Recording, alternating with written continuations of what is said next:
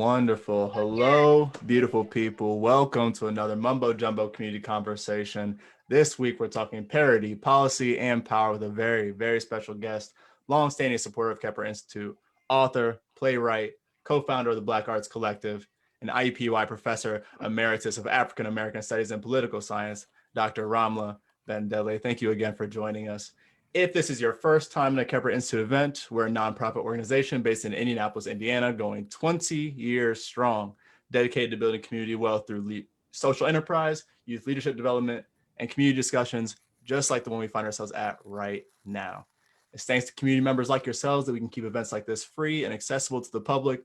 So we encourage you to go to kepler.org/donate to contribute to our efforts. Also, if you're an artist or entrepreneur, be sure to visit lead.kepler.org and register for a chance to win one of our 3 bi-weekly $500 grants. You don't want to miss out on it. It's completely free to register. So if you want to enter in for a chance, once again, go to lead.kepler.org. We'd also like to thank the Indianapolis Recorder newspaper, the premier source of Indianapolis's African-American voices, aimed to empower and educate for over 125 years. They're hosting this event. They've been collaborating with us on a lot of events here recently. So just want to shout them out for helping us get the word out, supporting all of our efforts as well. So yes, without further ado, we're here with Dr. Ramla Bandele. How are you feeling today, Dr. Bandele? I'm good. Good, wonderful. You know, I can't complain. Got a little swamp with 18 credit hours, but hey, we're out here living, making it happen. Have you been handling things well with COVID and everything like that? How's that been affecting you? I'm doing okay. I stay home most of the time. I go out some, but not a lot. Mm-hmm. And so I'm doing all right. Good. So I guess just to get us started, can you give us just a brief introduction about yourself, some of the work that you've been doing here recently? I would love to hear how you got your starts in the political realm. You know, that's a fairly in-depth space. You know, I say you got to be a little bit crazy to get into politics. So I'm very curious to see how you got started and where you entered into the space. It was back in the 70s, and for a while I was with St. John Baptist Church, SCLC stuff for a minute, and then I found Pan-Africanism and cultural nationalism and all that, and I was just truly fascinated with it and learned so much about our people that, some of it I thought I knew, but I just was really interested in what happened to us and where it happened to us. It was all over the world, and how we managed to survive for 500 years. A lot of people want to say 400, but slavery started in the Americas in the 1500s, not 1619 with the Mayflower and all that stuff. So, in the 1500s, slavery was in what we call now Florida. It was a Spanish colony. And in what we call New York now was New Amsterdam. And that was the Netherlands, I believe. So, it's been longer than what we have been taught. So all that stuff was fascinating to me. And then I went to university, and as you say, I went to IUPUI, and my mind just exploded. I was just fascinated because I've always liked to read, and I've always liked to learn. And so that was one entry there. And some of the things, when I look back on it, some of the things we were trying to do were not political per se. They were more social and cultural. I was a part of the group that really pushed to have Kwanzaa, to try to get people to think about the fact that we are an African people, and there's nothing to be ashamed of, because I think that often a lot of people were ashamed. And and then I worked in city politics with um, in the Harold Washington administration. I know you don't know who that is, because I think he might be been dead as long as you've been alive. Uh, he it was wonderful. It was absolutely wonderful. I had worked at the state and learned a lot about budgeting and how much it costs to run a city and a state. And boy, they was up in the billions, and I was like, what? And so I got to go work for Harold, and that's when I made the foray into to urban politics, and I loved that job because we um, took on his opponents in the council, and I was in budgeting, and they would try to mess with the budget and say, well, you got to do this, this, this, and this, and they got to be back by da da da da da, and we got it back, and I'm like, yes, So it was urban warfare, Mm. and he was beginning to change things, little things that I had never thought about, like all the raggedy garbage trucks and other city vehicles were on the south side, and all the vehicles that worked well was on the north side. And so he started to change. He started to change that around, and other things he started to change around. And then, unexpectedly, he died. So I think that was my real foray into politics. On the ground in the midst of stuff. Mm. And back to social again, I worked for the Institute of Positive Education. We would call it IUPUI, and they had established a Black school. And I went to work with them, and it helped me to understand how resources are missing for my community, because just making payroll and keeping utilities and things up at that school was really, really hard. And I saw how public schools, private schools, any other kind of business, they had resources at their command to do things, and we don't. We still don't. Um, and we have to go where the resources are and get them, because they're just as much ours as they are anybody else's. So that's pretty much my foray into to politics. Hmm. Can you speak a little bit more to your time with the Harold Washington administration? Like, can you speak to maybe some of the highlights of your work there, maybe some of the challenges that you faced while you were working there?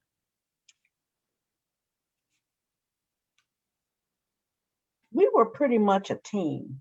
Those of us who were in budgeting and management and things like that, and we um, made sure that we got his political work done, so he would be able to um, work with the council, or at least keep them off of him. Um, and Harold had been a congressman, and he's a lawyer, and so he knew the game. He knew.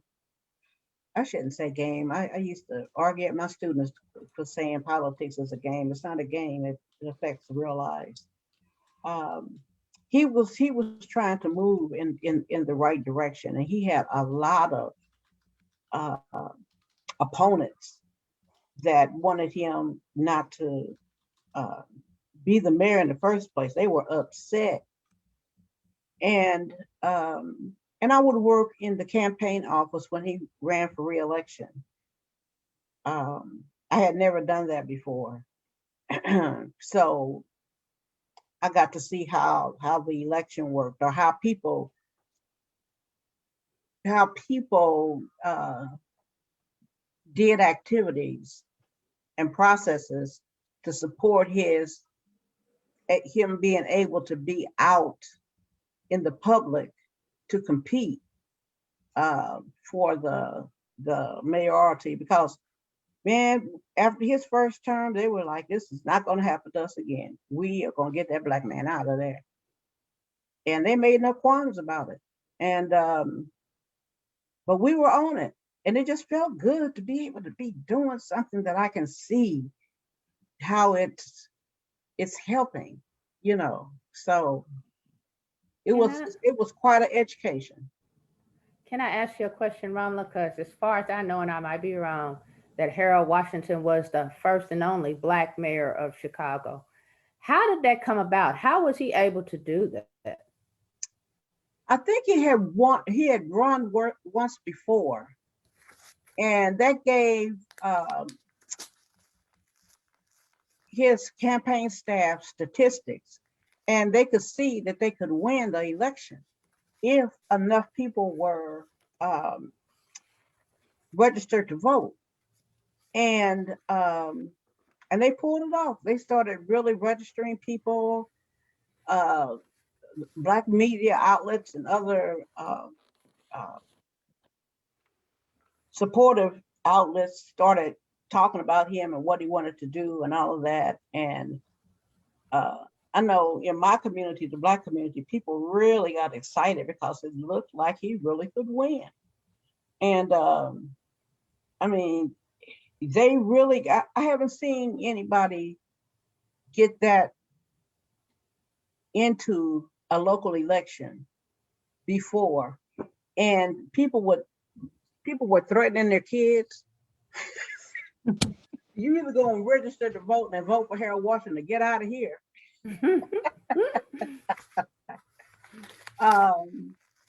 And you know, the Black community plus the progressive community were enough to get him into office. And as I say, he knew how to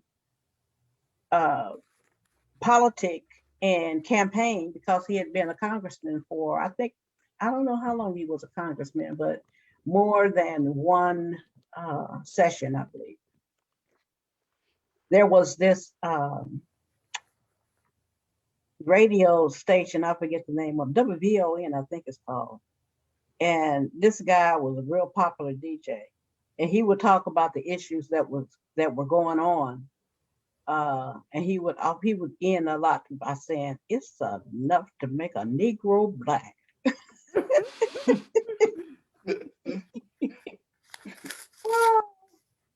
So it's just a matter of being able to be there and be in the space and just feel a part of it. Yes. Yeah, and it was, you know, it had its dangers as well, because as I say, his council opponents were really working against him, trying to get him out of office, trying to make him look bad. And the pool of money that a lot of us were being paid out of, they stopped it, right? They just stopped it, which meant that the next payday, many of us weren't going to get paid. And being in modern society and in America, you know, you spend most of what you got. We weren't really saving much money. So that was scary because I had to take care of my daughter. And, but, you know, we straightened it out. The team came back and talked them down, and they released the money, and that never happened again. But that was scary to me. And it was also fascinating dealing with so much money. You know, this was back in '84, I think it was. And I was the budget officer for streets and sanitation, and they take care of all kinds of stuff. They take care of the traffic lights, they collect garbage, they trim trees, they it was like a lot of different departments in there. And I was just really surprised that the amount of money that they spent a year on um, just picking up garbage was like well over $1 million. And the city didn't collect the trash for the entire city. If it was more than 4 apartments in the building, that had to be collected by a private company. They fixed vehicles, all kinds of vehicles. And it was interesting to see, the word was that the mafia was there, or the whatever you want to call them, organized crime or whatever. Mm-hmm. Really? And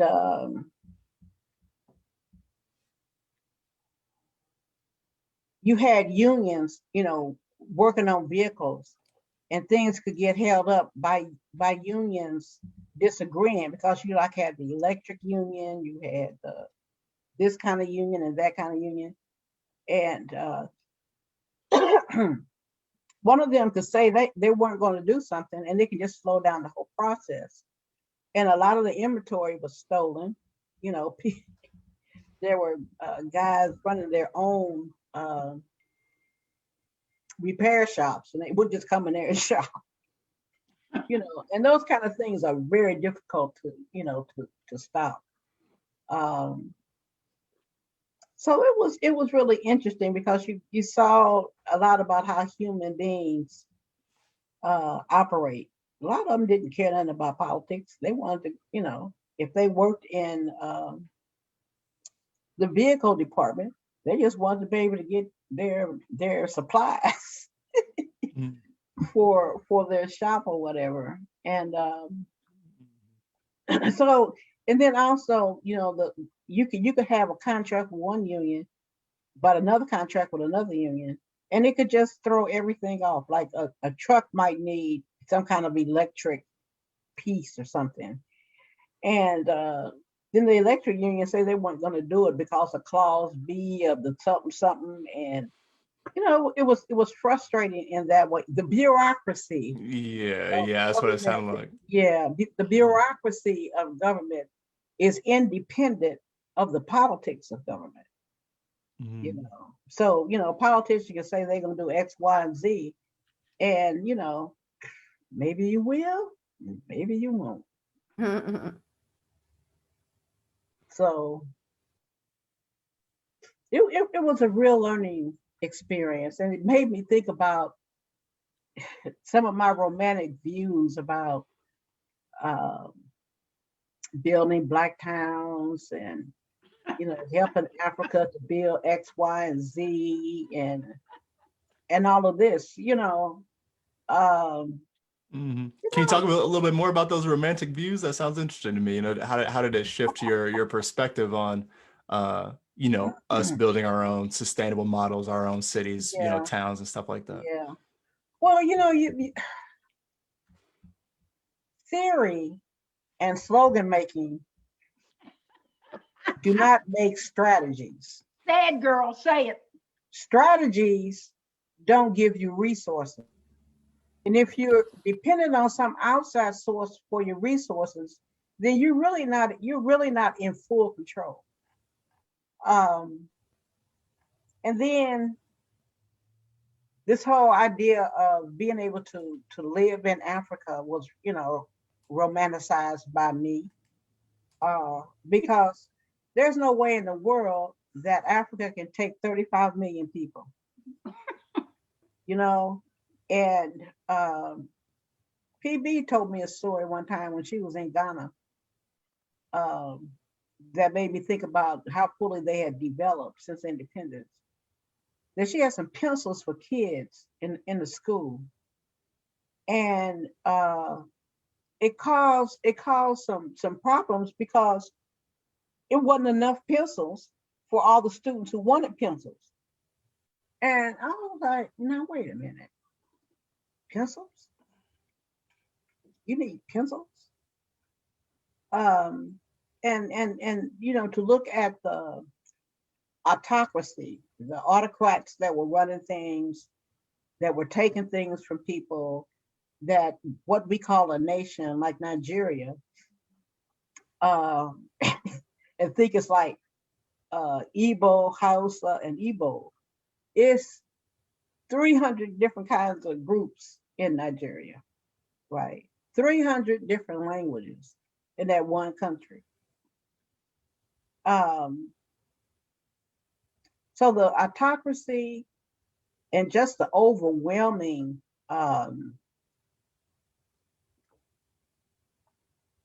idea that you could just kind of like change things and that they will accept us, it was just, you know, it wasn't based on evidence. It wasn't based on evidence. And and I came to see that we were more what we call irredentists than we were nationalists or Pan-Africans. And that is that we could join the debates, we could support activism, but that was about it. Could you repeat that word, Mama Ramla? I'm probably saying it wrong now. Irredentism. It comes out of, it's a term out of Italy that they used for their former colonies to rally for what it is that Italy wanted, and to, you know, help Italy to meet their goals. And then the other thing was, I was fascinated with finding out is that the end of revolutions in at least in West African states did not give the resources to the people or to Nkrumah, who was their first president. They were known for gold. And I think there were like 5 active mines, something like that. And the Europeans took 4 and he had 1. Right. And that kind of stuff is not in, you know, the books about Pan-Africanism and Africa and all that. You know, we tend to talk about the glory of way back then, you know, the glory of Egypt and the glory of, help me, what was that place called? Mount.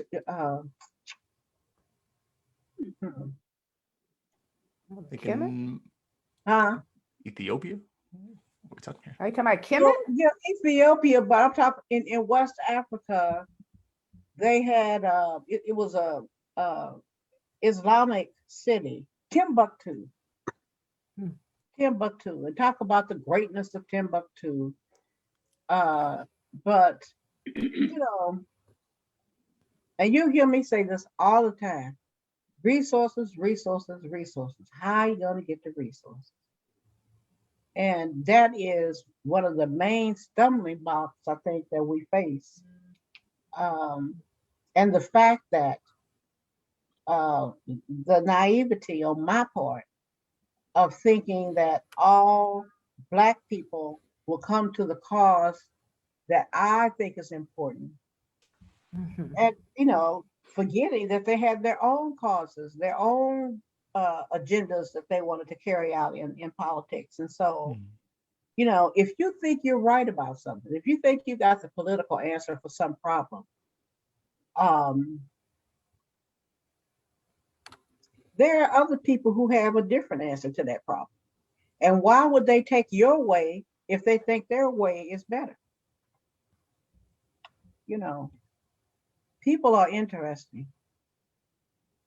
We're really interesting. But I do think some of the things that are being achieved are overlooked because I guess a lot of people forgot the constitutional classes that they took in high school or college or whatever, and don't understand how Congress works. And so they get mad at people like Andre Carson because he didn't go up there and get $1 gazillion for Indianapolis. You know, it's 435 people, well, really 440 seats in the House. 5 of them can't vote, but all of them have to participate on the votes. And everybody in every state, in every city is trying to get what they think they want from the federal government. So it's hard to move legislation through. So Andre Carson, what he's saying is that he's working on a particular issue. He's trying to help with housing, but he just can't do it by himself. And so as we grow in the Congressional Black Caucus, and then the Progressive Caucus, you see we've gone from 6 Congress people to over 40. And a lot of them are in leadership now. And, that's kind of changing things, but you can't see that because that kind of stuff is not on the news. If you're not on the website for Congress and you can look at the bills they're looking at, you can see who introduced what, and how it's progressing through the Congress, then you don't have the information to really judge what Black congressmen do, or the Progressive Caucus for that matter, what they're really doing. And it's true on the state and local level too. People say, well, the Black, it's a lot of Black people on the city council, and they should have did this, they should have did that. They have to compete and fight for things, and without sufficient support from community organizations, it's very hard for them to go where they want to go. Vapo Silly would have changed Indianapolis if he only had to be the one to make the decision, but he's not. The same is true for Greg Porter and Vanessa Summers and all of them. It's it's hard. It's really difficult. When we were talking with the brother Imhotep, we were doing a talk, and it was myself and that lawyer friend of yours, and I don't know what his name is, and one of the state representatives. I forget what her name is, but it was trying to show how hard it is to really change legislation. And in a democracy, you have to have resources and people on your side. And well, that's enough of that. I'm going off on a tangent. No, I mean, a great tangent to be going off on for sure. When you talk about, that need for resources and the need for organizations to come together, have you found any, I don't want to say tips and tricks, but, have you found any avenues or opportunities in that for forming those coalitions that have been most successful? When you're looking to get resources, even at a community level, have you found ways that have been most effective? No. Because I know, wouldn't that just be the great answer to have? Like, oh, sweet, we got it. Repeat your question.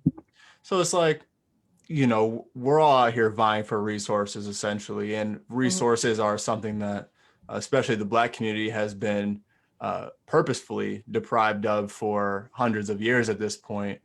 So, have there been any methods that are most effective in acquiring resources, whether that be going through federal government, whether that be, coming together through more like community-based organizations? Has there been any like majorly successful avenue for us to go down? The majority of resources for community organizations comes from foundations. And what the Black Caucus on the state level and the federal level can get. So when there's some kind of program being introduced and debated in Congress, then you have to negotiate to make sure that your area is included in that. And you may not get the money that you want, but you can get some of the money, but then you're tied down by procedures, and the legalities of using federal money. So it might be something like, we're going to give you this money for housing. We're going to give you this $30 million for housing, but you can't fix any streets, that kind of thing, with community block grants and things, so without control of resources, the resources you have determines what you can do.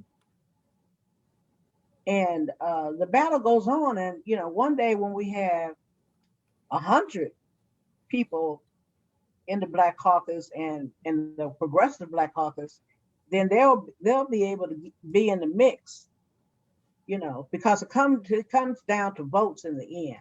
But you have to get it through both houses, and of course the president or the governor or what have you. And so to me, that's the challenge. And at the time, I didn't know that. I learned that working for Illinois state government and for Harold Washington. And then when I went back to get the doctorate for political science, I saw it from even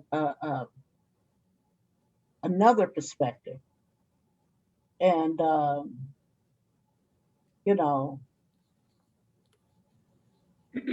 you must heard me say this before, is that lobbyists and money are very influential in Congress.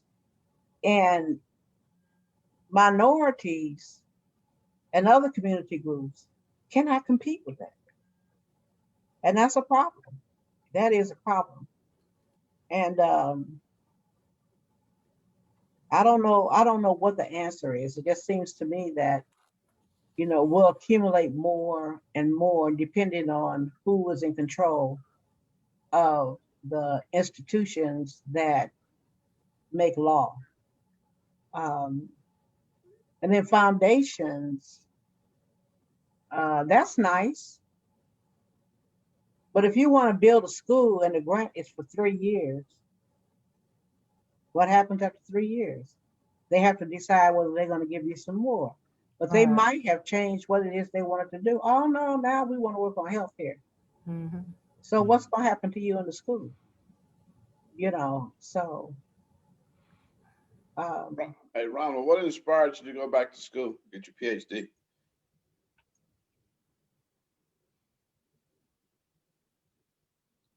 I was, when Harold died, they fired all of us because if I know we say we have, what do you call those? Unions and stuff for city and state workers. But if you're in management, that doesn't cover you, right? So they just fired us. And I worked at Chicago Transit for a while. And then I went to work at IUPUI. And at the time, Sufisha, Carol Lee, had just finished her doctorate degree, and we would talk about it. And I had decided that I just didn't want any more 9-to-5 jobs. I've been working since I was 16. And I just didn't want to have that kind of structure around me. And I love to read, that. I love to read. I'm very interested in African and Africana studies and in politics. So I thought, this might be a good idea. Go out here and get, let me see if they'll give me they don't call them scholarships on the graduate level, fellowship. See if I can get a fellowship. And let me just put this in there. You can get more money to go to school on the graduate level than you can as an undergraduate. So, know. I decided to go because I was going to be a professor and all of that, and learned a whole lot. And then had to start looking for a job. I thought I was going to be in Chicago. I hadn't planned to leave Chicago. But the thing you have to understand when you want to be in the professoriate is you have to go where the job is. And so it might be 8 universities in Chicago, but there has to be a job open in your specialty in order for you to be able to, to get a job there. So when I finally gave up on Howard, because I was in talks with Howard, and IUPUI kept bugging me, and I hadn't had no money. That kind of played a role. I accepted the job over there. And of course, like a lot of dreams, it was not like I thought it was going to be. It was not. I mean, I didn't have the constraints of, when I worked, my work hours, that was open pretty much.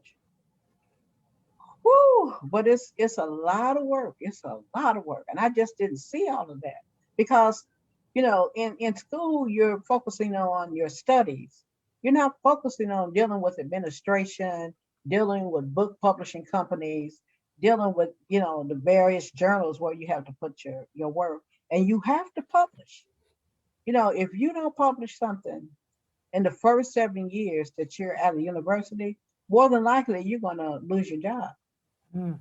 And they want to see some publications, if not every year, at least every other year, or some evidence that you are, you have a book contract or something, And then the students, that's another thing altogether, because I thought, they're gonna really want this information, especially when I teach African American politics.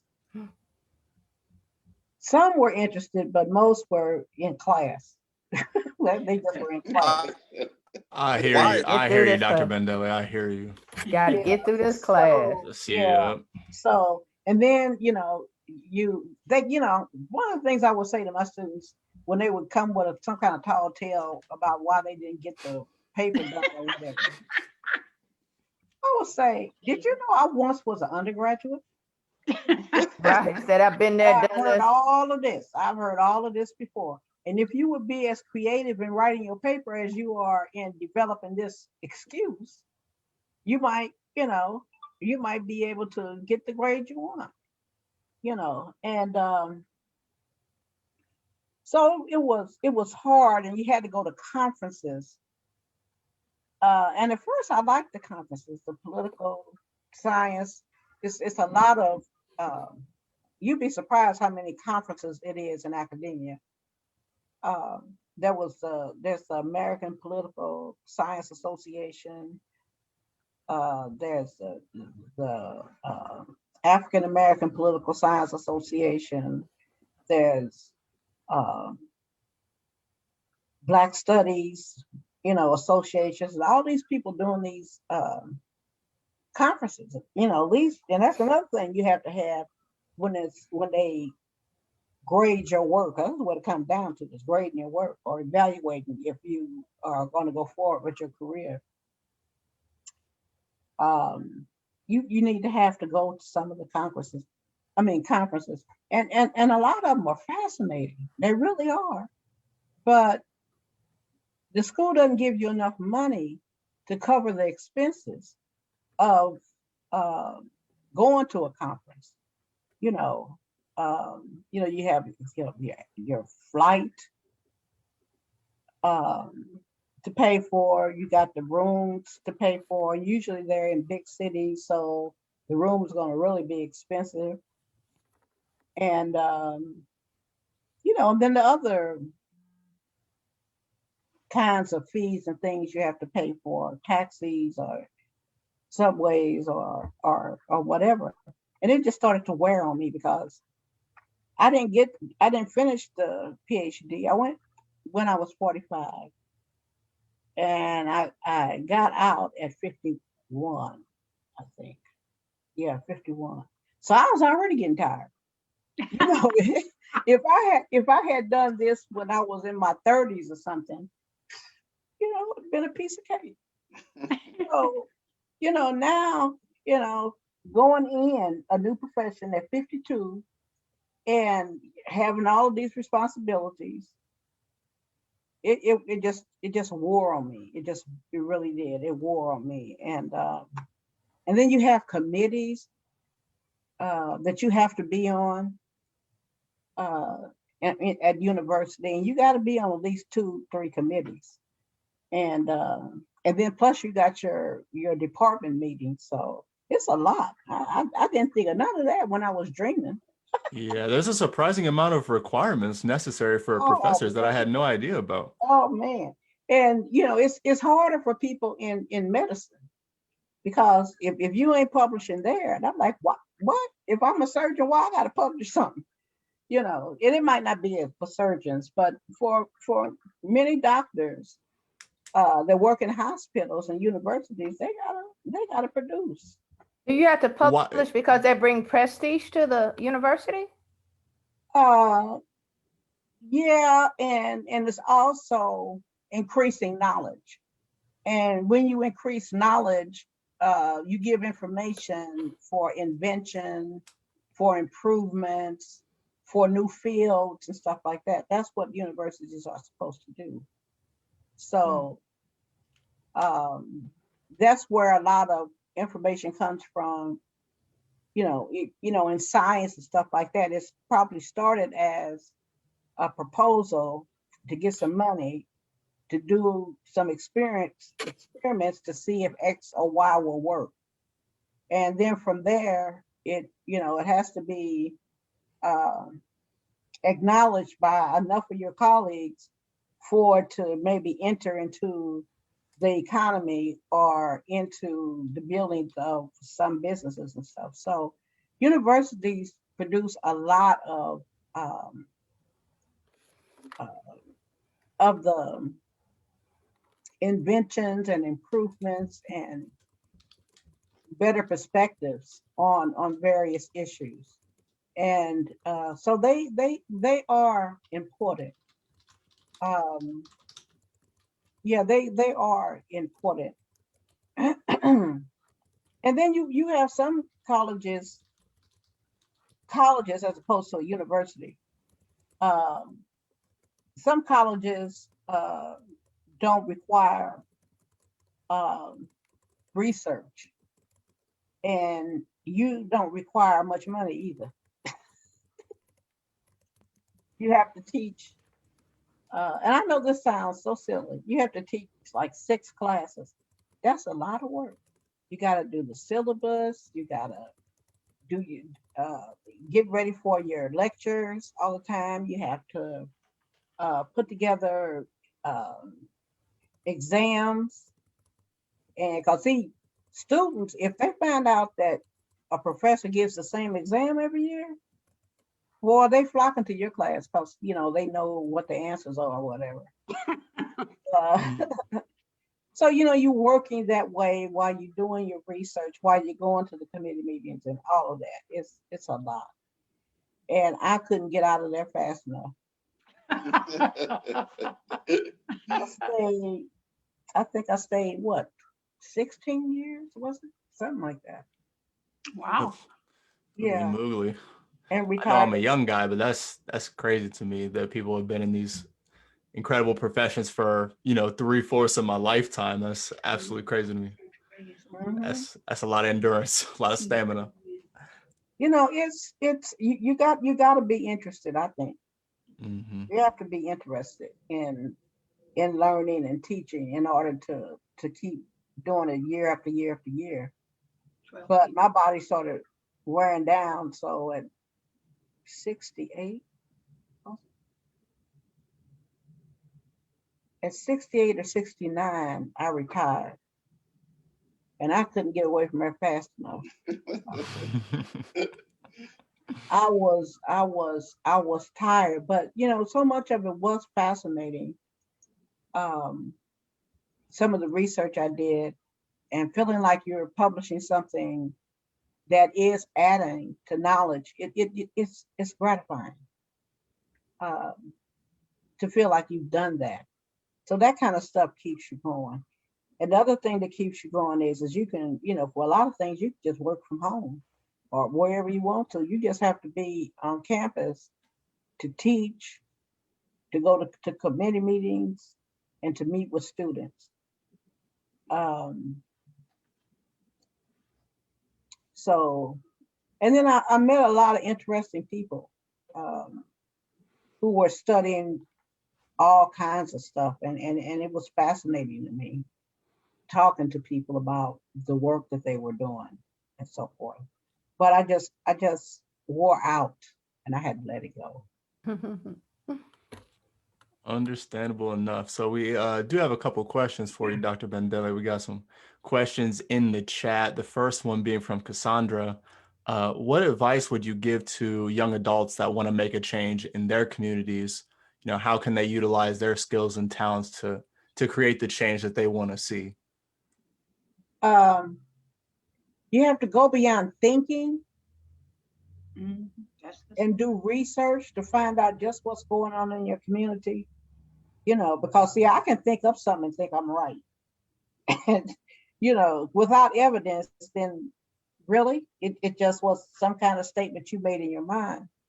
So you have to, do some research to see what needs to be done, who you can do it with, who are the players involved in it. So like if you wanted to do some things on housing, you need to know about that, what is it, INHP, something like that.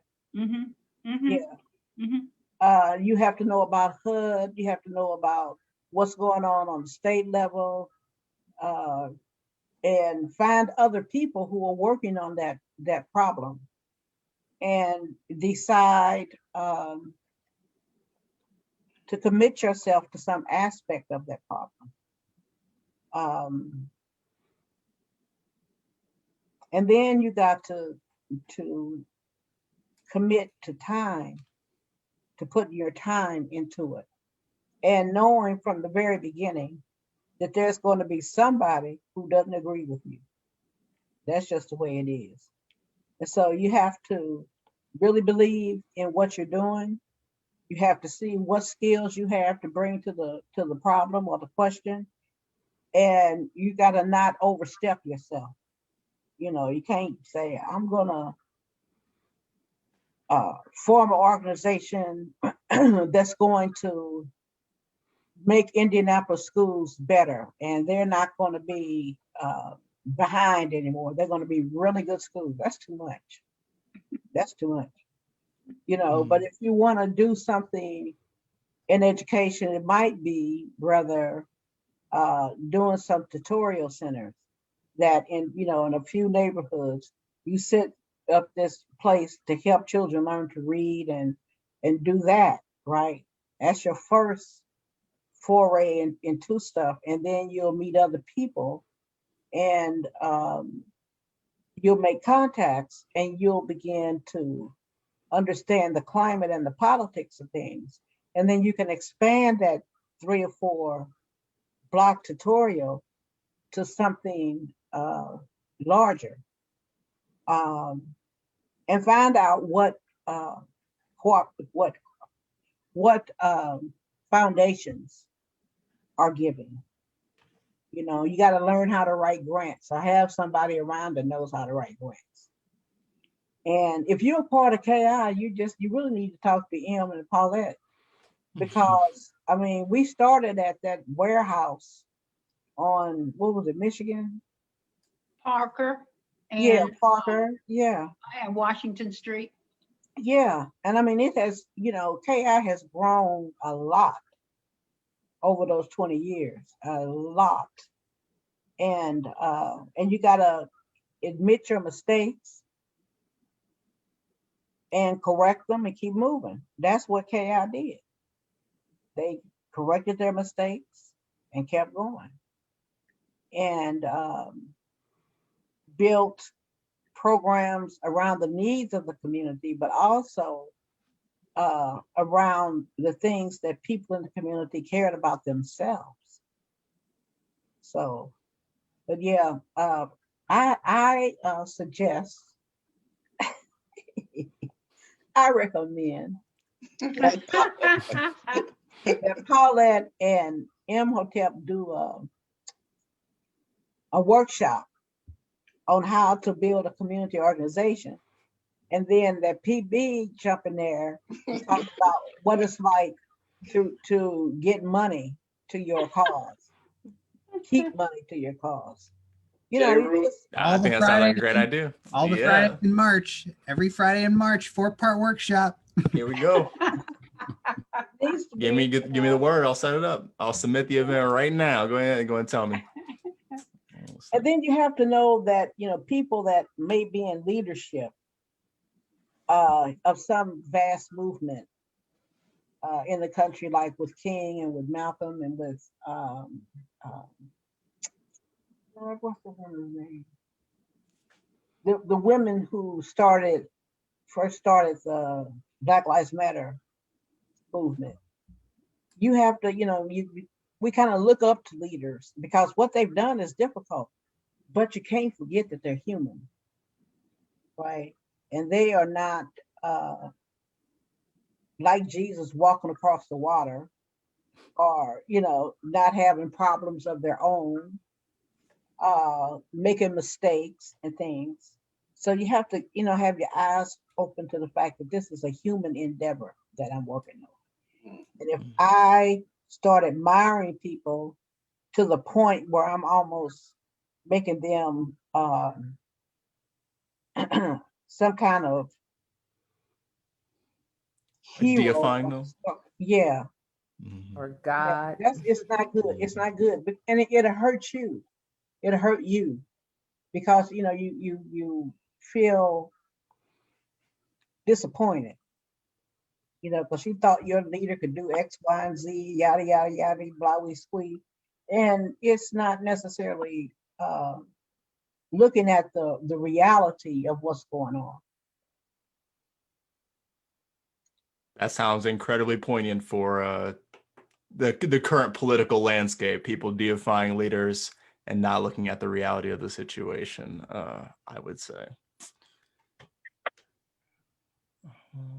I guess I'd like another question. There was another question in chat. Yeah, we have a few more. So we have another one from Mimi. Yeah, Em, you're gonna have to wait your turn. Sorry. We have another one from Mimi. Going back to the material that you've published in the past, does that affect the university financially or anything like that? Like, what is the impact? You know, you said it, you know, contributes to the knowledge of the organization or the institution, but does it have any Monetary benefits? Right. It will depend on where you publish. If you are publishing an article, you're just going to get some brownie points for your CV and recognition in your field. If you write a book and the book becomes popular, then you can make some money. I mean, people like Henry Louis Gates, Cornel West, the sister that broke caste, people like that. Isabel Wilkinson. Yeah, they'll Ibram make some Kendi. money. They'll make some money, but that does not mean that they will make money with all their books. But, you know, it's another stream of revenue, if you will. Is it revenue for the university? No, for the book, oh no, that's yours. Mm. You know, the That's university just, says, look, we have this really good researcher, and they have created this information that's poignant and important and yada yada yada. So that gives them their it adds to their reputation. Prestige. And that's why some universities like Harvard and Yale and Princeton and Stanford, they pay pretty good, but you don't have to teach as much. You know, a person who was prolific, like Henry Louis Gates, he might teach one class a semester, but you know, the payoff is that he's doing research that is going to add to, as Pambana said, the prestige of Harvard University. So yeah, some professors make money, and like this guy, I think his name is Beschloss or something. He's a presidential historian. Yeah, Michael Beschloss. Yeah, he's a presidential historian, and he worked his way into becoming a commentator on various news shows. She's probably being a commentator on this trial. And so he makes that's another independent source of money. You know, and for scientists, they might get enough money to start a lab, and then that lab starts producing, and then that becomes a stream of money for the scientists who set it up. And so you have to almost be a business person also to do that. Now my book, Black Star, I got all kind of good reviews on that, but I never got any what do you call them? Royalties. Oh, wow. You know, because they don't give you that much in the first place. You know, with your second book, your first book, you might get 10%, maybe a little more than that. But the more you publish, the more you can demand of the revenue. So tell us a little bit about your first book.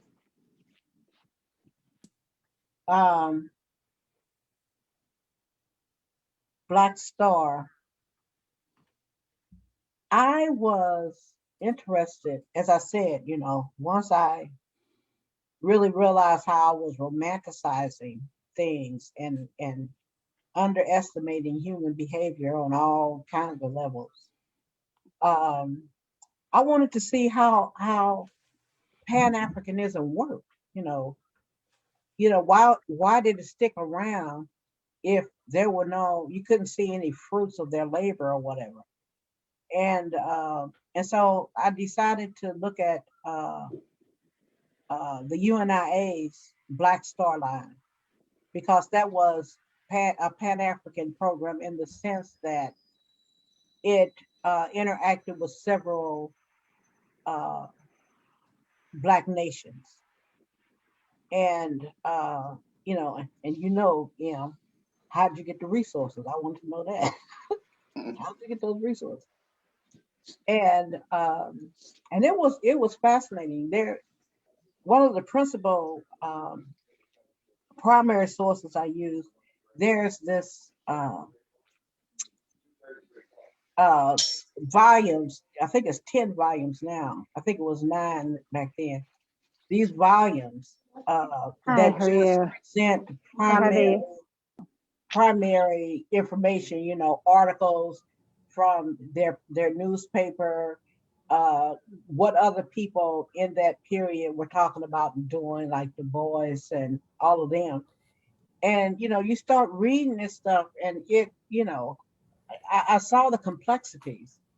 And I also saw that even though you can theorize something and it really is addressing the need in your community, it doesn't mean you can do it, right? So these ships, you know, when they went into the shipping business, they did not know about shipping, you know, because they said they were going to have all Black captains and crews and yada, yada, this. There were like 2 Black captains in the world that knew how.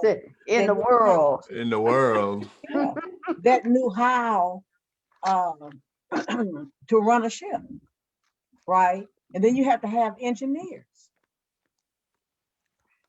and you have to have the ship. And so when they started looking for a ship, they were just really surprised at how much a ship really costs. That's why the other person who asked me that question, so you got to do your research first. Right. And they ended up trying to buy on the cheap, and the ship, was big and all of that, but it had all kinds of mechanical problems and things, and it kept breaking down. The way they financed was through their newspaper and selling stock for the Black Star Line. And a lot of people bought stock. A lot of Black people bought stock. And some Black people bought stock because they were business people. And they were trying to find a way to sell internationally because racism and prejudice stopped them from shipping goods. You had to wait until the white business people had their goods on board before you could see if you could put yours on there.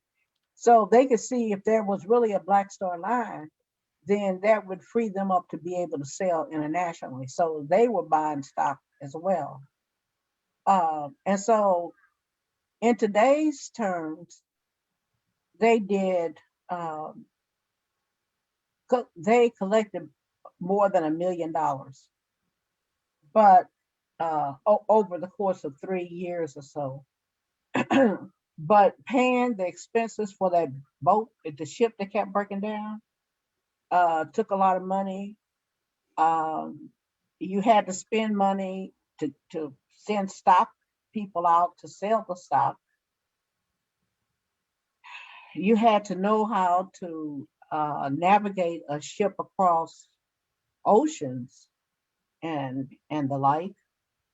And you had to provide salaries for the crew. You had to have provisions for the crew.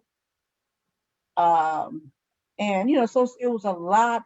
It looked like a lot of money, but in reality, it wasn't really that much. And of course, as I say, the money accumulated over like a three-year period when it went under. And then the other thing I found fascinating is that what you can do depends upon the political economy. What are other nations doing? And how could that interfere with what it is that you're doing? And of course, the FBI was on the UNIA, and they really didn't like the Black Star Line. And they would sabotage things. They had people working in their office, undercover. And again, as I say, you don't know what a human being will do, because now there wasn't no white person up in the UNIA sabotaging stuff. So who does that leave? And sometimes he didn't, sometimes the UNIA didn't know who it was that was doing things. And they had to compete against other organizations for money. I mean, the NAACP wanted money. What was that other one? There was a small communist party. They wanted money. There was a small Black socialist group. They wanted money. So they, Black people competing for the same resources. So, and it was really interesting, because I kept thinking, why would Britain and France and England be upset about the Black Star Line? Come on now, they ain't got but one ship. And they eventually got 2 more, but because the Black Star Line could disrupt work in their colonies, they could get Black people to, and when they got the boat over to Costa Rica, people left work, and ran to the pier to see this big boat, and it belonged to Black people. Mm-hmm. And so they were concerned that he would upset The status quo and Yeah, white yeah, supremacy. the black workers, and this is like right after World War II, I mean World War One. So they had to rebuild Europe, and they didn't have time for people to be getting in the way. And so he had to contend with with that. And I just learned how all these things are knitted together. You can't isolate yourself in a way and not be conscious of what's going on around you. And I still don't know this. How do you recognize a saboteur? Mm. You Mm. know, Yeah. those things are hard, but you gotta be doing all of that at one time. And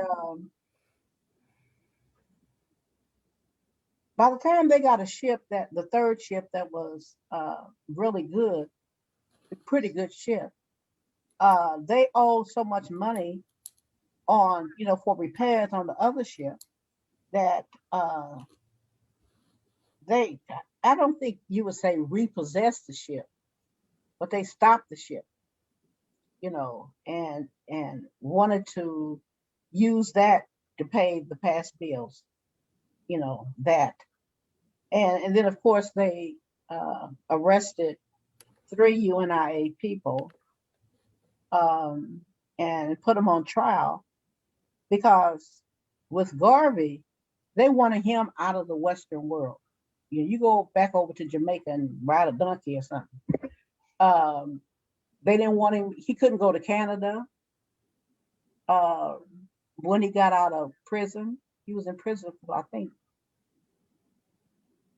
3 years, maybe. Hmm. He couldn't go to Canada. He couldn't stay in the United States. So he tried to go to Europe, go to Britain, which was the colonizer of Jamaica. Black people go to the country that colonized it. Mhm. So I learned a lot doing that study. I learned a lot, I tell you. Um, and so it let me know that romanticizing something because it's right, it made good sense to have ships to employ Black people, sell goods around the world. They were hooking up with Liberia and Nigeria and Liberia, and oh God, that was a hot mess, you know, uh, because Liberia, the ex-slaves who moved to Liberia was sent there by a white organization, and they bought the land from the Liberians, and most of these were mulattoes or octoroons or something, and they didn't interact with the people that was beneath them. And when Garvey came, he wanted to make a settlement. They said yes, but they saw him as a threat to their power. And so he sent some people over there to start building up the settlement. It was going pretty good, but Liberia went to the United States because they needed money to develop their country, and there was no way the UNIA could compete with the U.S. in terms of giving them funds. So you know, and then things change just because they change. Life changes, and again, KI is a good example. Things change while you're doing work. You get more experience. You know more people. You have more ideas. Your resources are fluctuating. All that stuff is going on at one time. So, which makes me take my hat off to Dr. King and Du Bois and what's his face, I can't think of his name right now. And also Malcolm. That stuff is hard. Malcolm might get up and make a speech and it's really good, eloquent and informative and wise and all of that. But without the nation, it wasn't a whole hell of a lot he could do, And that's the organization that I wished I would have studied also was the Nation of Islam, because they have managed to have their own resources. Not enough to save the world or save all Black people, but enough to sustain their property and their programs, Or it was that way. I don't know how the nation is doing now. I see you all have 2 mosques, right? It's two Yes. 2 mosques in Indianapolis. Yeah. One on 46th and one on 38th. Yeah. And those are the NOIs. The what? Those are the Nation of Islam ones. Oh, okay. We have the regular Sunni ones. Yeah. But the ones that are affiliated with NOI. 46. Yeah, 46 are just west of Keystone. Yeah. And then the 38th. 46 is not nation. Yeah, so It's Black ones. But this stuff has been, and then you got to raise your kids, you got to pay the rent, you got to go to work. I don't know many activists that can just work all the time and not go to a job somewhere. The exception being Paulette and him. Everybody else got to get up in the morning and go to work. Get that paycheck. Get the car fixed. Hey, they deal with all of us. I'd say that's work enough.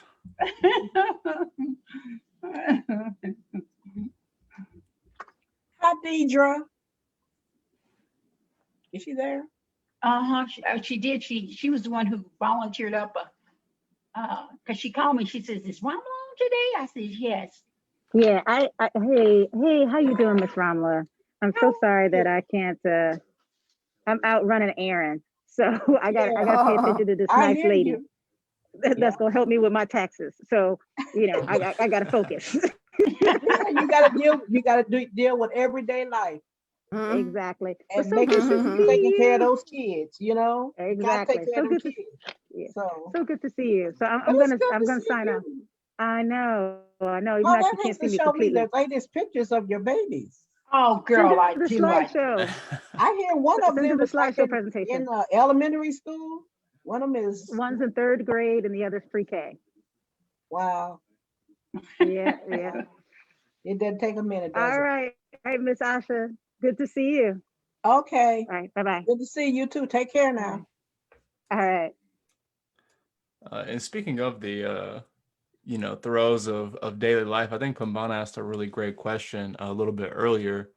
Looking at how broad politics is and can be, how do you yourself incorporate some of the things you've learned being, very heavily influenced by politics and in your political background? How do you implement some of those lessons into your daily life? And how can communities of color strategically utilize politics? You talked about researching a little bit earlier, Yeah. but Well, that's one of the reasons I wanted to be a professor. I wanted to teach African American politics, but also urban politics, because that's where most of us live. And I know when I was studying urban studies and politics, I didn't know half of that stuff they were talking about.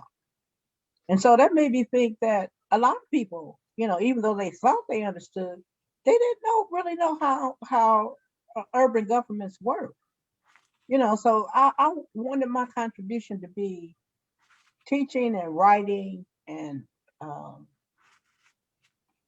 being supportive of groups like KI. I used to write editorials. I wrote some editorials in the Star. I don't know if I did one I don't think I did one for the Recorder. but that's the way, I thought that I could contribute. Now I am retired. I am retired. 100%. Hey, but this is a contribution. And thank you. Truly. Hey, Dr. Bandele, good to see you. Hi, how are you? I'm good. You're Alvin's brother. You could be Alvin. No, I'm Alvin. Get out of here. All that hair on his face. Paula's baby. Paula's love child has a beard. Get out of here. It's so good to see you, Alvin. It's good to see you too. Yeah. How's it go? What have you been working on? Oh, lately fixing up a house. I bought a house across the street, so I've been painting, drywall, mudding, sanding, and anything that Em and Miss Fair want me to do. You bought I get a another list house every day. across the street, or the My second? first house. Yeah. Yeah. Okay. So now we have 3 houses over on 23rd and 3 over here on Boulevard Place. Okay. Yeah. How many houses did you have when we were over in that warehouse? None. Really. Somebody would have said, "Hey, I'll show you this house right here." I don't think you would have been able to deal with that. You grow over time and you learn. And adapt and adapt. Because Yeah. our whole focus with young African-American males. And now there were girls in the program, but the focus was African-American males. And over time, and teaching them or helping them to develop self-mastery. And while that's still a part of the program, it's just that there have been other things that added on that enhanced their lives as self-disciplined. Well, I tell him all the time that the young men you started with, and for the young people you're working with now, they have no idea how much they know when they get in their 30s and look back. It's a unique experience.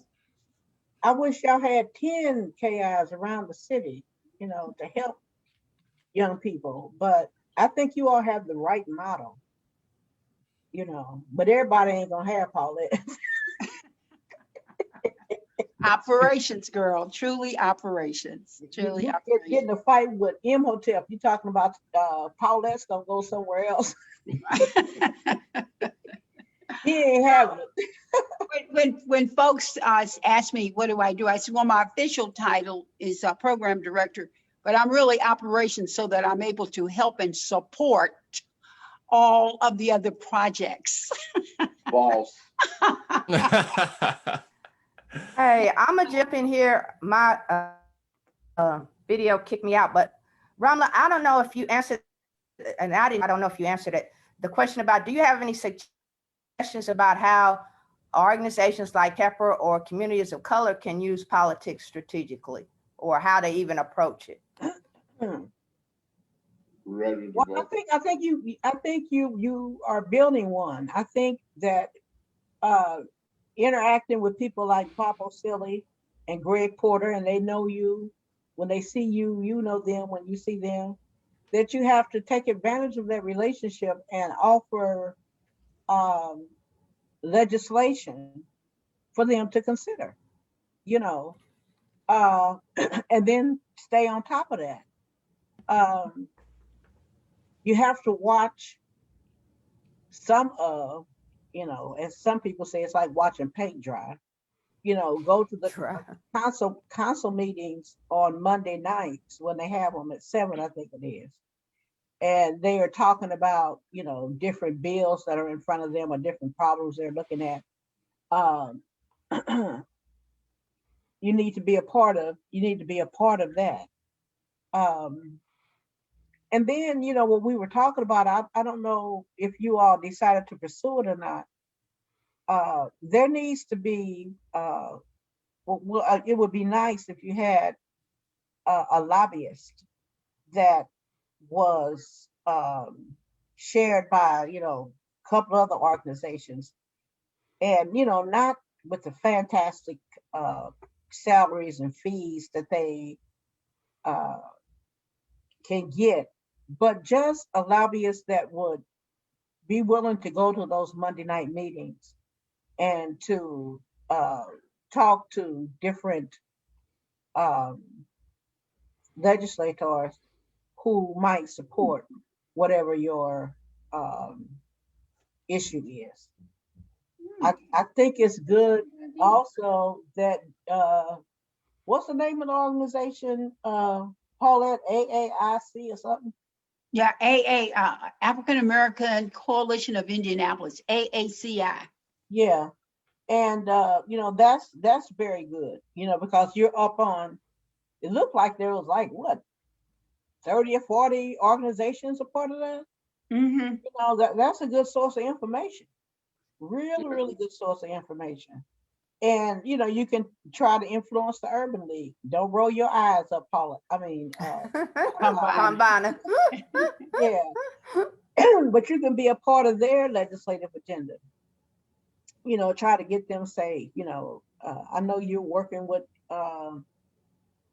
Vanessa Summers on this here, and we support that too. And we think you should put this paragraph in there, and you talk to them on Tuesdays and I'll talk to them on Friday or whatever. Because the stuff moves slow. It moves slow. And then also emailing people who you think have some influence or are thinking about something, or working on something that you're very interested in.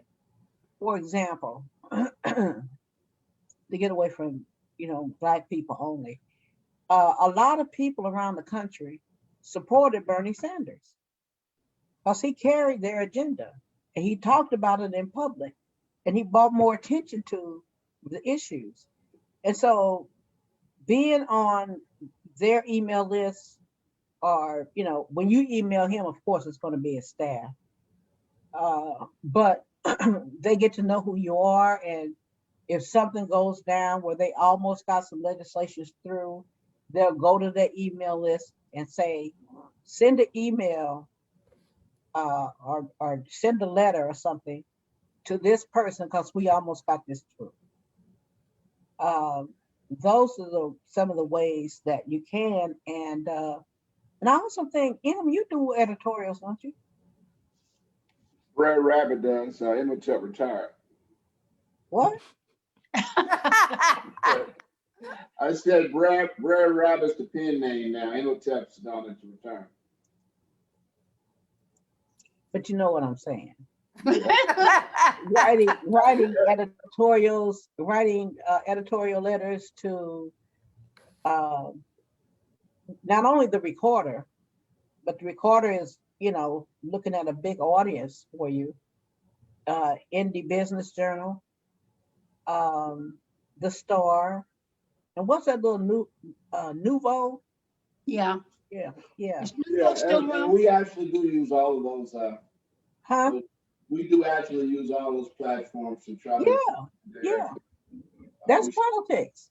Yeah, we stick our head in regularly with the AACI meeting. So yeah, all of that for sure. We do those things. Yeah. Could get better at it. And actually on the lobbyist side, we've been talking more internally about the importance of adding a policy piece to our own internal education. So, yeah, the bright young people that you work with, they have ideas and they can come up with things that that will work. And yeah, we ought to run them for office too. That's what I was going to say. That's the next thing I was going to say is, let people run for offices, first small offices that don't take a lot of resources to be able to run in the election, right? Alvin, you ready? and support. So, you know, if somebody says they're getting ready to run for the city county council, and you like that person and you think that they're, you know, of the same mind you are or close to it, then you support their campaign. Trust and believe, y'all. It's gonna be Sang Suangle 2022 for city council. It's coming. Only if J-Roo runs too. Okay, but I'll run too. I don't think I No. can run. I gotta be 24 or something like that. We'll have J. Rue serve as the campaign manager. Okay, beautiful. Okay, sounds good. I'm telling you, that's how Bernie Sanders got as far as he did, was the young people who knew how to use technology better than the old Republicans and Democrats. And he went really far and didn't spend anywhere near as much money as the other candidates did. Because young people, I just think you underestimate yourself. I really do. You know, when I was a young woman, I just, well, first I didn't have all this technology, but I didn't have a KI to direct me, to teach me, you know. So Em knows what I'm talking about, and PB does too. Oh, yeah. Dr. Bandele, I had a quick question for you. Sure. Any thoughts on the current political moment, political, economic, and do you see any talking about opportunity? 45? You talking about 45? Insurrection, pandemic, Yeah. Biden. Well, you know, I am annoyed that people call it a riot, and I see that they're trying to push that to say it's a riot. It was insurrection. Right. That's what it was. And the question for any political scientist will be, is it constitutional to prosecute a former president? Because when you look at the Constitution, it says, it's in Article 1, Section 3, it talks about, you know, impeaching a president and other officers as well. It doesn't say anything about a former president.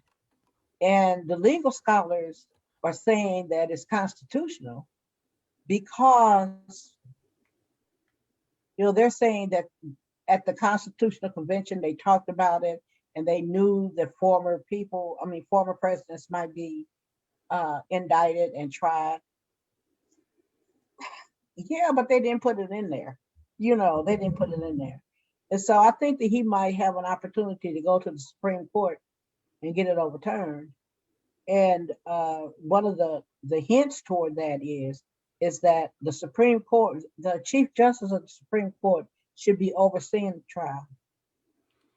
And Roberts won't do it. You know, he won't do it. So they have somebody else doing the trial. So there's, you know, I don't think that that it's going to stick. But even before all that happens, in order for them to convict him, they have to have 2/3 majority. And right now, the Senate is 50-50, right? And to have 2/3 majority, you have to have 67 votes. So they need 17 votes from Republicans. They got 6. But they don't have enough. Maybe in the end, you know, it will be enough of them that vote to convict him. But I think the Republican Party has hurt itself really bad. Because they seem to be doing what I always taught my students, and that is, politics is not a game. And they act like they at the championship basketball tournament or something. You know, which team is going to win? It's like, no. We're talking about the life of democracy. You know, that's what we're talking about. And I think one of the best things that have happened, and I said I should send them a thank you card, is that Twitter took him off of the platform. You know, and I it's just like, recently read they gave him. Huh? I recently read they gave him back his Twitter privileges. Oh God, did they? Why? Mm-hmm. They have given them back? That's what I read recently that they had. Oh, I mercy. think it's Twitter. Oh, mercy. But you haven't heard anything about him because I guess it's now Biden's time. But the thing that I find interesting, and I think this is the playwright in me and short story writer in me, is that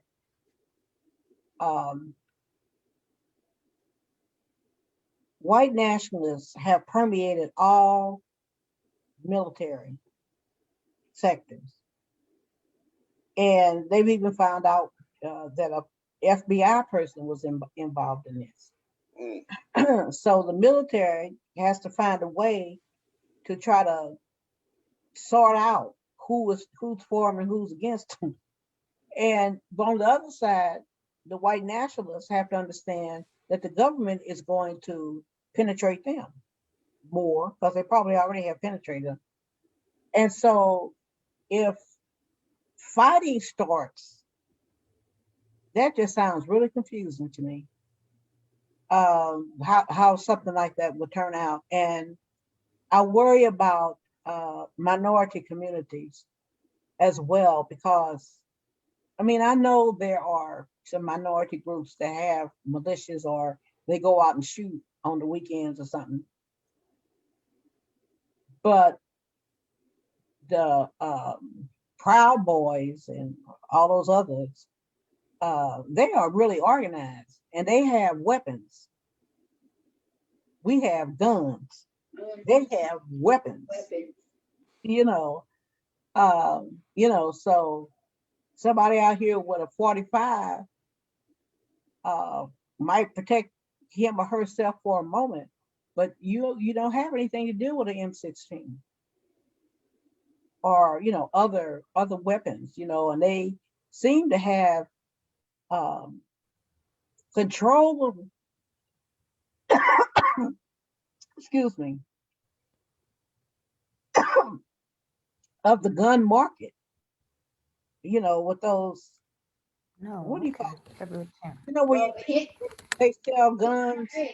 NRA, I mean, you can't put a half of a piece of legislation that might affect open access to guns. It's not gonna, it is not one piece of legislation or rule or code that can pull back on as much killing, as much gun violence as there is in the United States. You can't even cap it to try to keep guns out of people's hands. Well, even if you did have some legislation that miraculously went through, it doesn't mean they're going to give the guns up. Oh, yeah. I thought you were talking about my mom's house. This is big. All right. So I think we're in an interesting moment.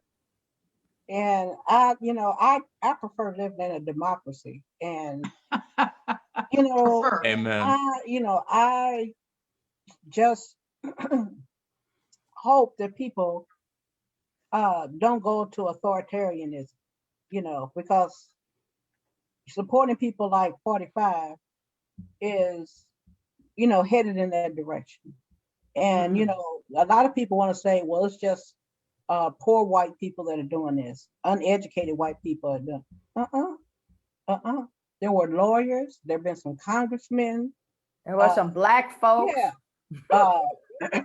Yeah, the three of them. And, they are from all walks of life. These are not stupid people. So that was a book I wanted to read. This guy had wrote a book, I think it was maybe 3 years ago, about authoritarianism. And he argued that America was moving toward authoritarianism. Wow. Was it How Democracies Die? He's right, huh? How Democracies Die? I don't think that's the name of it, but the gist is probably the same. I may not have the representation that I want or that I feel like I have a right to, but I don't want to go from there to not having any. So it'd be a pretty stark move in the backwards direction. Yeah. Hey, So Ram, I was wrong. They said it's permanent because I just Googled it, but I had seen something else where saying they were taking baby steps. But as of February 10th, they said it's permanent. oh, let me send them a thank you card. Have mercy. Oh, and I see he's not testifying at his own on trial either. He can't trust himself. You know, he can't trust himself. Anything that pop in his head is gonna come out of his mouth and it just incriminate him. He can't even trust himself. Well, I don't think he's going to be convicted because I don't know if he can get 17 votes from Republicans. But I still hope they are able to censor him and say that he cannot run for any public office. Run again? Yeah, that's part of this process. But I don't know, I don't know if those are two separate charges. I mean, two separate things. The conviction of him is not connected to whether or not he can run for office again, because that's something I think Republicans might go for. But not to convict. And I just don't understand them. I really don't understand them because they're working against their own best interests. So They would vote for it if it was a secret vote, probably. don't tell nobody. They're afraid of their fate. Maybe so. And the thing that upset me really, the whole thing was bizarre. But seeing that Confederate flag in the Capitol building, they lost. The Confederacy lost. That's what I mean. The Confederate flag had never been in the Capitol, ever. And then here you come walking in there with your your baseball cap on, with this, that really bothered me. That really bothered Yeah, they said that was the first time ever since the flag's creation they ever set foot in the Capitol building. And it tells me there was some Did they complicity lose? there. Yeah, Andrew Johnson as the vice president took out Lincoln before it ended. Yeah. They might have had a plan. Yeah, but it's that's troublesome. But one thing I can say is that for progressive people and African American people and others of color, is you can say from now on you can't say you didn't know. Cannot say we were lying. You cannot say that rogue police are not killing people without just cause. You can no longer say those things. But I look American kids have a very short memory. Huh? Yeah, that's what I was thinking too. Amnesia can reoccur. Well, that's why I like that Sister Stacey Abrams. Yes. Yes. I'm telling you, it's young people who have to do this. It's young people. I'm 71. I know I'm a little younger than Trump, but I don't think we should be running the government. I just don't. They say dumb stuff like, well, we can't fight climate change. It costs too much. What? Dumb. Dumb. Like it's not going to cost more and more and more. Yeah. I don't understand it because I thought they were the hippie generation, and I don't know. I guess suddenly they turned tail at some point. They, ideologues kind of flipped around. Like 20% of the people. They're not the ones who are in charge now. Right. They are a lot of the people from the 60s and stuff are in the progressive coalition or caucus. So, but I don't know if the press is just making them look like they're larger than what they are. But I always thought it was large. But this is really dangerous. It is dangerous. Oh yeah, that's 50% of the voting population voted for Donald Trump. I mean, that's you can't ignore that. At least I don't think you should. I wish there was a poll that showed how many people have changed their mind, because there's been a lot of people who said, I am so sorry. I apologize for voting for that man. So, The insurrection helped him to see. I think he had a plan all along that as soon as the election hit to start, because you can see what happened in Myanmar. You know, it just take over, say it was the election was rigged, and the insurrection was going to be the beginning of him being able to call martial law, and then Biden would have been able to take office because he's called martial law. I'm telling you, the man's mind was focused on one thing, and that was staying president, and anything that could be done, including, he should have been embarrassed. Those court cases, he wasn't. How he's gonna be embarrassed? Well, he should have been. He's been acting like this for the last 25 years. But to go before all those courts, him and Giuliani and whoever else he paid, to go before all of those courts and be denied every single time by other Republicans. Trump is a product of the culture. Yep. And it's a product of the reaction to the Obama presidency. It was. So while we can focus on Trump, as crazy as he is, he's not separate from the culture. And that's why we can't really sleep on this. Because this is really, we were at least in that moment, just one moment away from a dictatorship. Yeah. And now them folks ain't went to sleep. Right. And then I think that we should stop saying that people say that the people that supported Trump are voting against their interests. No, they're not. They are voting for their interests, and their interest is for white people to maintain control of the resources, the institutions, the culture, the narrative in this country. And the hierarchy, to keep it rolling.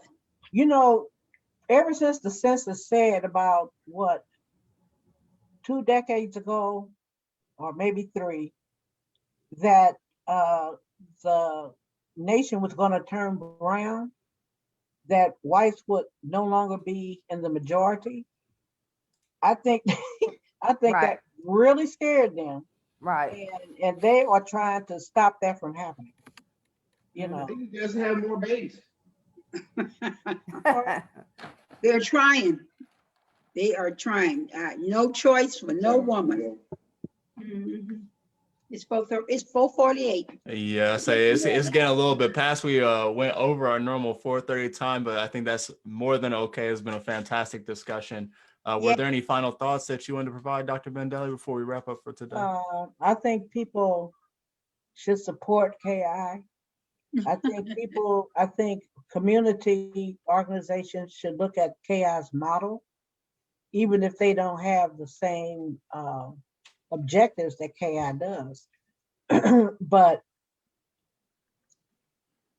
young people have to be involved in government. They have to. I mean, I know, you know, we used to say, I don't want to be around white people. That's where the resources are. Where the hell are you gonna get them? Fish dinners ain't gonna get it, you know. Making fish dinners and that kind of thing is not gonna raise the resources that we need. And besides that, they are our resources too. Yes, our taxes. Yes, and I collected them. Yeah, I think that, you know, the J-Rules and Rasuls and Alwins of the world, you know, they are equipping themselves and educating themselves. They got to get out there. They got to get out there some way, somehow. Well, y'all already are out there, but people in that generation and younger just really need to step in.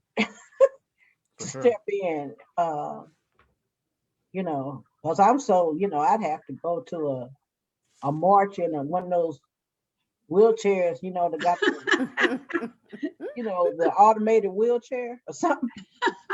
Motorized wheelchair. And I just hope Biden does not die, at least in the next 2 years. house. He is 78 years old.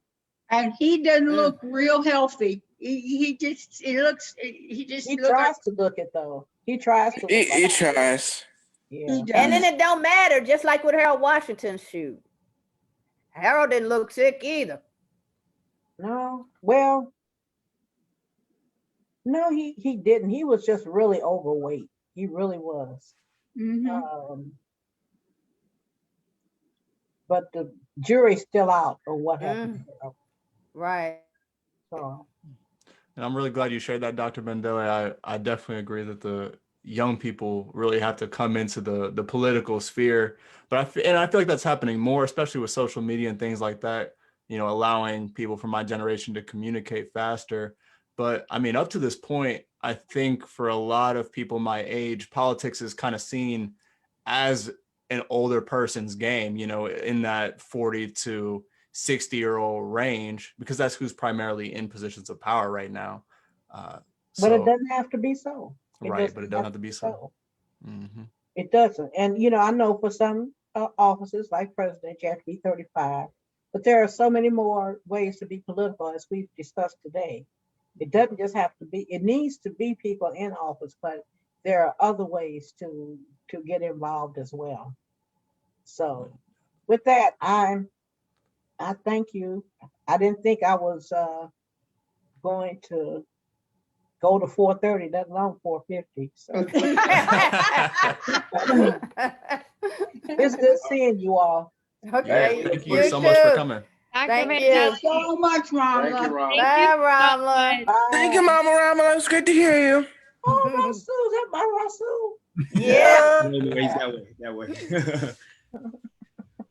Okay, yes, thank you all so much for joining. Thank you all at home for joining us as well. Definitely be sure to come back next Friday for another Mumbo Jumbo. Be sure to join us on Monday. We're going to be talking about education. We got a great panel lined up all across Indianapolis's educational landscape. So that's going to be at 6 o'clock. No, that'll be a different link. Okay. Dr. Bandele, I can send that to you. Don't even sweat it. But yeah, I think that closes us out for today. So thank you again. It was like I'm everybody back for in joining us. classes again. Yeah, you're not lying about that. We're going to get right back to this homework. It's going to be a good time. That's right. Do your homework. Thanks, y'all. We have a server in the chat. Have a good rest of your day. All right. Bye now. All right, cool.